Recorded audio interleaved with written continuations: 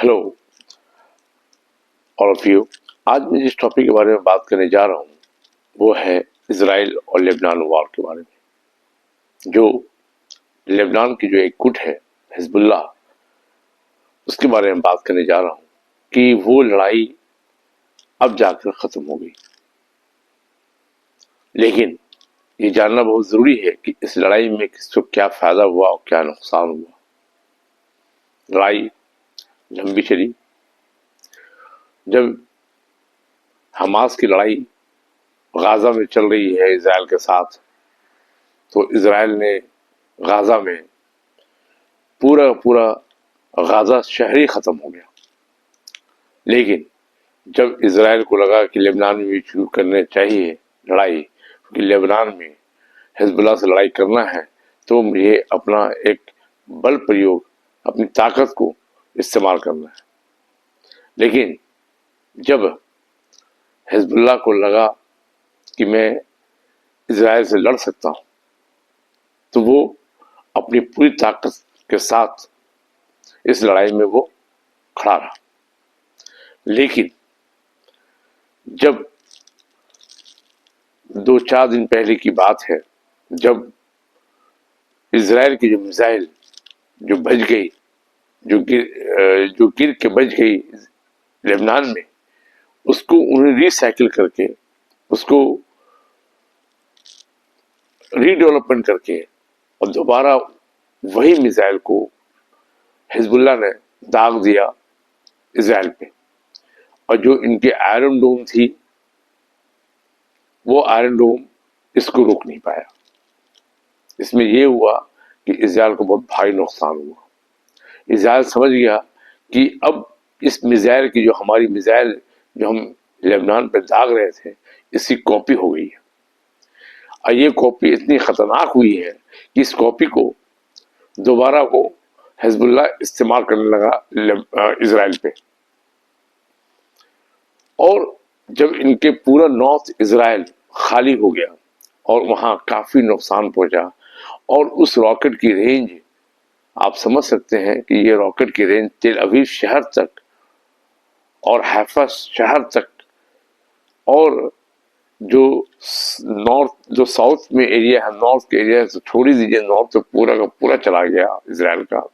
लेकिन जो central area है, सेंट्रल एरिया तक भी मिसाइल तक पहुंचने लगी। तब ये इजराइल को समझ में आने लगा कि अब मुझे सीज फायर करना होगा, क्योंकि हमारी मिसाइल की कॉपी हो चुकी है। ये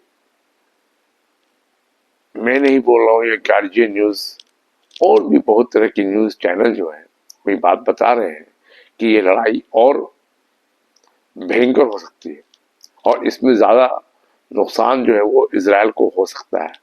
इसी कारण से उन्होंने इस लड़ाई को रोकने का प्लान कर लिया। ये जानना बहुत जरूरी है कि जब इजराइल ने लेबनान पे हमला किया और हिजबुल्लाह के ठिकाने पे हमला किया, तो मुझे लगा कि गाजा की तरह ये भी खत्म हो जाएगा लेबनान। लेकिन ऐसा नहीं हुआ। एक बैग मैंने देखा कि बाजी पलटती जा रही है और ये लड़ाई अब उल्टी दिशा में चल रही है। तो एक बैग इजराइल ने इस लड़ाई को बंद करने का प्लान कर लिया। इसमें यूएन और अमेरिका और साथ साथ फ्रांस भी इसमें सीज फायर कराने में बहुत अहम भूमिका निभाई। लेकिन इन सब के बावजूद भी क्या ये सीज फायर, क्या जो लड़ाई खत्म हुई है, कि यह बरकरार रह सकती है आगे में, ये कहना बहुत मुश्किल है। क्योंकि अभी इजराइल की जितनी फौजें हैं, 3.5-4 लाख फौज जो उन्होंने लगा रखा है गाजा में, लेबनान में और सीरिया के बॉर्डर में, गोलन हाइट्स में, आप समझ सकते हैं कि ये लड़ाई की जितनी फौज इनकी लगी थी सब थक चुकी हैं। अब ये चाहते हैं कुछ दिन आराम करना। इसी कारण से इजराइल ये प्लान किया कि अब इस लड़ाई को बंद किया जाए और थोड़ा सा मुझे रिलैक्स होना जरूरी है। अब ये हम देखते हैं कि गाजा की जो लड़ाई है ये कब बंद होती है। ये बंद होने के कोई टाइम टेबल तो नहीं है, اور میں یہ تو نہیں کہہ سکتا ہوں کہ بند ہو گئی، لیکن اتنا شیور ہے کہ غزہ پورا کا پورا ختم ہو چکا ہے.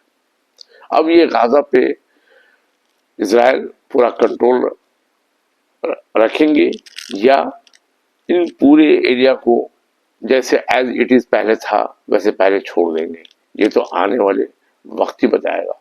لیکن یہ امید کرتے ہیں کہ غزہ میں بھی لڑائی اب بند ہوگی. وہاں پہ کوئی بھی بلڈنگ، کچھ بھی شہر یا جو بھی ایریا ہے وہ ایریا کچھ بچا نہیں. اب دیکھتے ہیں آگے کیا ہوتا ہے، لیکن ہم کو مجھے امید ہے کہ کچھ ہی دنوں میں غزہ میں بھی لڑائی بند ہو جائے گی. Thank you very much.